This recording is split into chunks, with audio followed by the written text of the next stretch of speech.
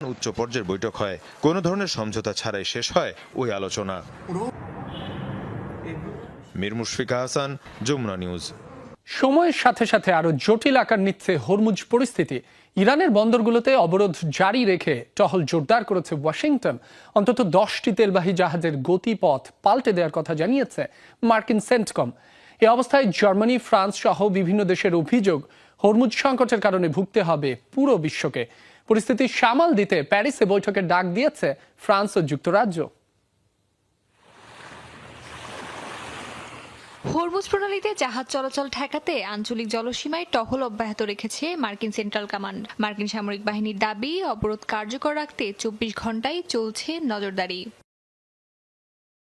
অবরোধ শুরুর পর অন্তত 10টি জাহাজকে গতিপথ বদলাতে বাধ্য করেছে তারা। এরই মধ্যে ইরানের সুপার ট্যাঙ্কারও রয়েছে বলে দাবি যুক্তরাষ্ট্রের। এখন পর্যন্ত অবরোধ ভাঙতে পারেনি কেউ। তবে ইরানি মিডিয়া আর জাহাজ ট্র্যাকিং সংস্থা মেরিন ট্রাফিক বলছে ভিন্ন কথা। যুক্তরাষ্ট্রের অবরোধ সত্ত্বেও বুধবার পারস্য উপসাগরে প্রবেশ করেছে নিষেধাজ্ঞার তালিকায় থাকা ইরানের আরেকটি সুপার ট্যাঙ্কার। এর আগে RHN ও আলিসিয়া নামের আরও দুটি নিষিদ্ধ সুপার ট্যাঙ্কার